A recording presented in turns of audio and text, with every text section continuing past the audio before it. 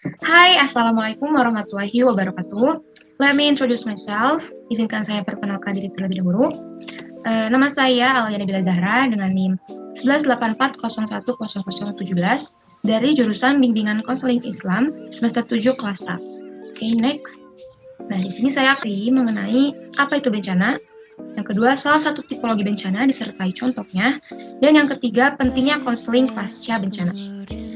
Materi pertama yaitu secara umum pengertian bencana adalah peristiwa atau rangkaian peristiwa yang mengancam dan juga mengganggu kehidupan dan penghidupan masyarakat yang disebabkan oleh faktor alam atau faktor manusia sehingga mengakibatkan timbulnya korban jiwa, kerusakan lingkungan, kerugian harta benda, dan dampak psikologis. Ya, mungkin ada beberapa contohnya yang bisa dilihat dari gambar ini. Dapat diuraikan sebagai berikut. Ada bencana alam, bencana non-alam, bencana sosial. Bencana alam adalah bencana yang diakibatkan oleh peristiwa atau serangkaian peristiwa yang disebabkan oleh alam antara lain berupa gempa, bumi, tsunami, gunung meletus, banjir, kekeringan, angin topan, dan tanah longsor. Kemudian yang kedua ada bencana non-alam. Adalah bencana yang diakibatkan oleh peristiwa atau serangkaian peristiwa non-alam yang antara lain berupa gagal teknologi, gagal modernisasi, epidemik, dan wabah penyakit. Kemudian yang ketiga ada bencana sosial, adalah bencana yang diakibatkan oleh peristiwa atau serangkaian peristiwa yang diakibatkan oleh manusia. Itu sendiri yang meliputi konflik sosial antara kelompok dan yang terakhir ada kejadian bencana. Kejadian bencana ini adalah banyaknya peristiwa bencana yang terjadi dan dicatat berdasarkan tanggal kejadian, lokasi atau kabupaten seperti kabupaten dan kota, jenis bencana, korban, dan atau kerusakan harta benda. Jika terjadi bencana pada tanggal yang sama dan melanda lebih dari satu kecamatan atau desa, satu kabupaten atau kota, dan atau provinsi, maka dihitung sebagai satu kejadian bencana.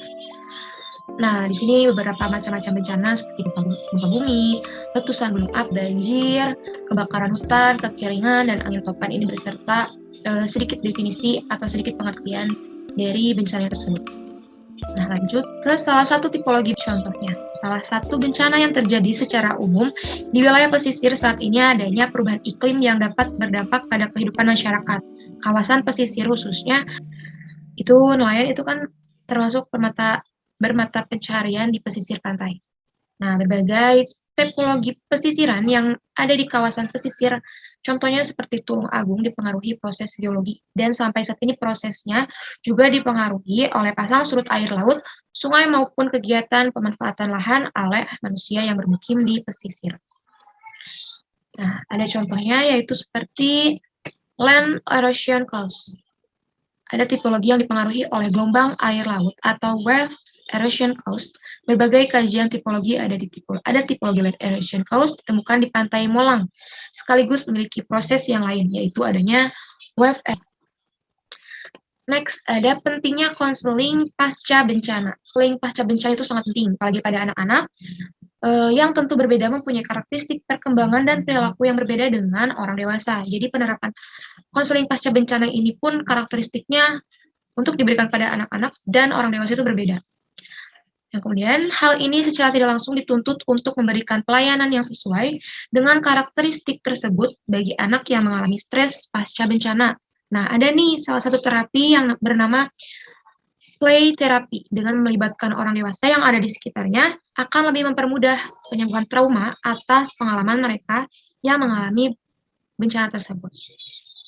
Nah, sangat penting ini untuk menangani ketraumaan orang-orang ataupun anak-anak, orang dewasa, ibu-ibu, bapak-bapak, kakek-kakek, hingga nenek-nenek, itu butuh konseling pasca bencana apabila mereka telah mengalami bencana. Mereka bisa, beberapa dampak yang mereka bisa rasakan setelah pasca bencana itu seperti trauma yang mendalam, kemudian stres, dan psikologis yang tidak stabil.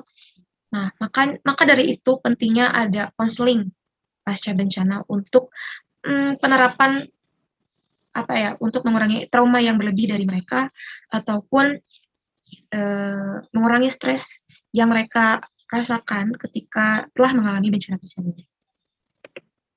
Nah, mungkin cukup sekian materi beberapa mengenai bencana. Kurang lebihnya mohon maaf. Semoga kita bisa bertemu di lain waktu. Wabillahi taufiq wal hidayah. Wassalamualaikum warahmatullahi wabarakatuh. Terima kasih.